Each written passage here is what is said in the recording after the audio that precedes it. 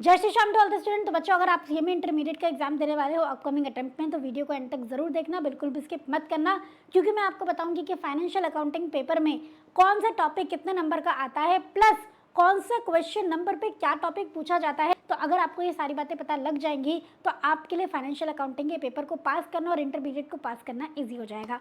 तो चलिए हम अपना डिस्कशन स्टार्ट करते हैं। सबसे पहले आप ये समझो कि हमने प्रीवियस 5 अटेम्प्ट्स के पेपर को एनालाइज किया है आप लोगों के लिए। हमने देखा कि भैया 4 जगह पे तो इंस्टीट्यूट बिल्कुल लॉक्ड रहता है, बिल्कुल भी इंस्टीट्यूट का पैटर्न मूव ही नहीं करता है। तो 8 लॉन्ग आंसर्स, आपके पास टोटल 8 लॉन्ग आंसर्स होते हैं, जिनमें से 4 जगह पे इंस्टीट्यूट बिल्कुल मूव नहीं करता है। उसके बारे में मैं आपको बताऊंगी ताकि आपकी प्रिपरेशन, आपका जीवन थोड़ा आसान हो जाए। तो फिक्स पैटर्न तो आपको पेपर का पता ही है। 100 मार्क्स का आपका पेपर होता है। 30 मार्क्स के एमसीक्यूज डिस्क्रिप्टिव रहता है 70 मार्क्स का। 30 मार्क्स के एमसीक्यूज में 15 क्वेश्चन होते हैं, 2 मार्क्स ईच। अब 70 मार्क्स का जो पेपर है ये आप ध्यान से समझो। जो सेक्शन बी होता है 70 मार्क्स का डिस्क्रिप्टिव, उसमें आपसे क्वेश्चन नंबर 2 से लेके क्वेश्चन नंबर 8 पूछे जाते हैं। 7 क्वेश्चन पूछे जाते हैं, आपको कोई भी 5 क्वेश्चन करने होते हैं।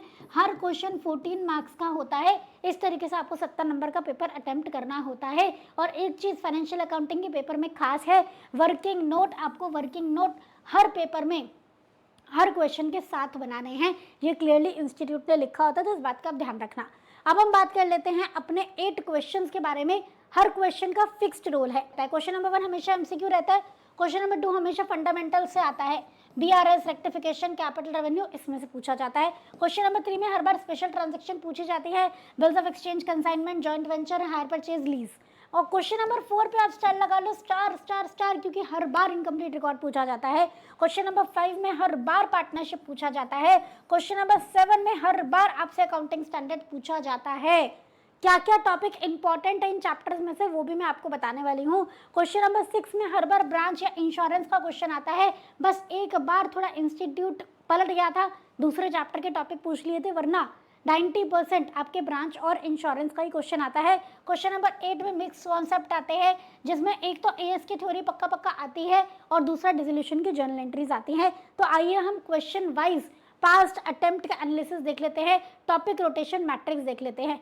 क्वेश्चन नंबर 1 दिसंबर 23 में, मतलब क्वेश्चन नंबर 1 तो हर बार एमसीक्यू आता है, 15 MCQ, 2 marks each. Question number 2 दिसंबर 23 में बीआरएस एडजस्टेड ट्रायल बैलेंस का आया था। Depreciation, rectification, BRS capital revenue, depreciation, BRS capital revenue, ये रिपीट बता दिया मैंने आपको।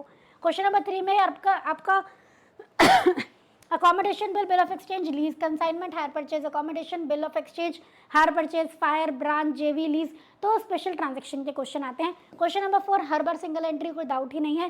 क्वेश्चन नंबर 5 में हर बार पार्टनरशिप, कोई डाउट ही नहीं है। क्वेश्चन नंबर 6 में आप देखो हर बार ब्रांच ब्रांच ब्रांच, एक बार कंसाइनमेंट, हायर परचेज आ गया था, बाकी ब्रांच और इंश्योरेंस क्लेम का ही आपका क्वेश्चन आता है। क्वेश्चन नंबर 7 में हर बार आपसे अकाउंटिंग स्टैंडर्ड पूछे जाते हैं।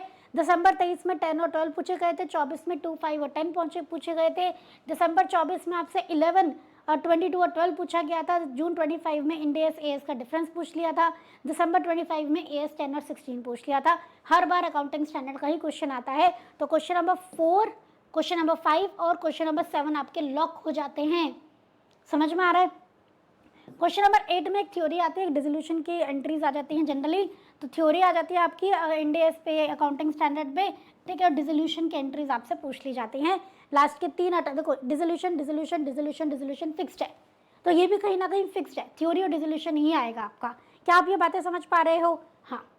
अगर मैं आपको बताऊं कि एमसीक्यू जो आपका सेक्शन नंबर ए है, उसमें एमसीक्यू जो पूछे जाते हैं मोस्टली किन चैप्टर में से पूछे जाते हैं? Provision for doubtful debt topic हो गया, bill of exchange, consignment, single entry, partnership, AS के बेसिक आपसे पूछ लेंगे MCQ, NPO, subscription, depreciation, MCQs इन टॉपिक में से आपसे पूछे जाते हैं, जो 15 एमसीक्यू आते हैं। उसके बाद आपका जो क्वेश्चन नंबर 4 है, जो लॉक द इनकम्प्लीट रिकॉर्ड का, उसमें क्या टॉपिक पूछे जाते हैं? Statement of affair, missing figures, credit sale purchase, इसको एनपीओ के साथ लिंक कर सकते हैं, ओपनिंग क्लोजिंग कैपिटल निकालने का आ जाता है, सिंगल एंट्री या इनकम्प्लीट रिकॉर्ड, कुछ भी कह सकते हैं, ठीक है। हर बार सिमिलर पैटर्न पे क्वेश्चन आता है, तो आप 2-3 टाइम के क्वेश्चन करोगे तो आपको समझ में आ जाएगा।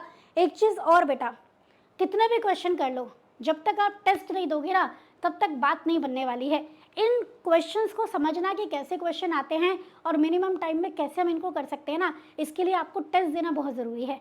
तो आपको टेस्ट सीरीज एक होनी चाहिए आपके पास। In case you are not having any test series तो ग्रूमिंग एजुकेशन एकेडमी की भी टेस्ट सीरीज अवेलेबल है बेटा, आप देख सकते हो। CMA इंटरमीडिएट बोथ ग्रुप की टेस्ट सीरीज हमारी अवेलेबल है, तो यहाँ से आप अपनी प्रिपरेशन कर सकते हो। ठीक है, तो वेबसाइट पर विजिट करेंगे या तो www.escholars.in या फिर हमारी सपोर्ट टीम से आप कनेक्ट कर सकते हैं और टेस्ट सीरीज में एनरोल करा सकते हैं, ताकि आपकी प्रैक्टिस हो जाए, आपको पता लगे कि क्वेश्चन कैसे पूछा जाता है और आपको आंसर कैसे करना है, ताकि मिनिमम टाइम में आप क्वेश्चन को अटेम्प्ट कर पाओ। ठीक है बच्चों, चलिए तो हम अपने डिस्कशन को आगे कंटिन्यू करते हैं। आपका जो पार्टनरशिप अकाउंट है, जो क्वेश्चन नंबर 5 में आता ही है हर बार, उसमें आपका गुडविल का topic, conversion to company, revaluation account, dissolution, realisation account, capital current account, इनके टॉपिक पूछे जाते हैं। पार्टनरशिप के आपके 18 to 22 मार्क्स रहते हैं पूरे पेपर में। क्वेश्चन नंबर 5 में भी आ जाता है, क्वेश्चन नंबर 8 में डिसोल्यूशन आ जाता है। ठीक है, उसके बाद आगे चलते हैं हम। नेक्स्ट टॉपिक है हमारा क्वेश्चन नंबर 7 का, अकाउंटिंग स्टैंडर्ड का। अकाउंटिंग स्टैंडर्ड कौन कौन से इंपॉर्टेंट है, ध्यान से देखो आप। AS 1, 2, 5, 10, 11, 12, can you see AS 1, 2, 5, 10, 11, 12, 16, 19, 22, end AS का कंपैरिजन हो गया, AS 10, AS 12, ठीक है, 11, 22, 10, 16 मैंने आपको बताई दिया, यही आपसे बार बार पूछे जाते हैं। ये आपके अकाउंटिंग स्टैंडर्ड ज़रूरी हैं।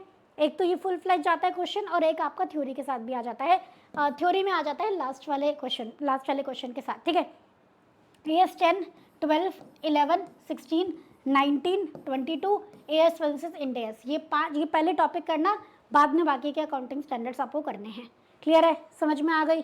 चलिए बहुत बढ़िया बात है, ये आप देख लेंगे और उसके बाद आपको PPT मिल भी जाएगी डिस्क्रिप्शन में, वहाँ से आप डाउनलोड कर लेना।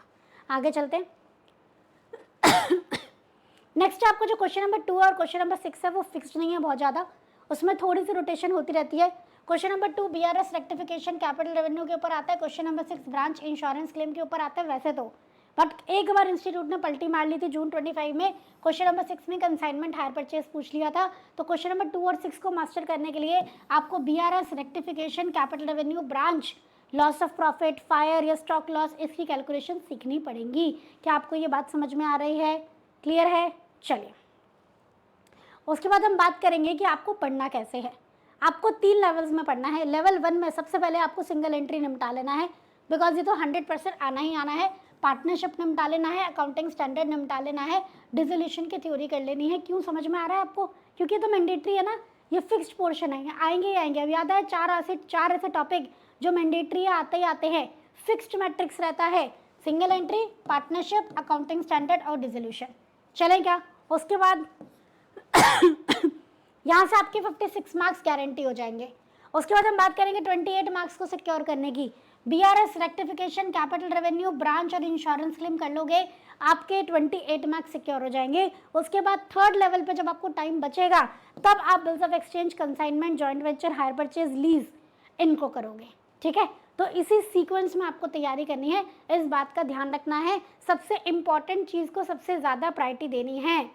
अगर हम बात करें सबसे बेस्ट चैप्टर्स के बारे में, तो अकाउंटिंग स्टैंडर्ड आपका बेस्ट चैप्टर है, बेस्ट टॉपिक है, सबसे ज़्यादा वेटेज इसकी है।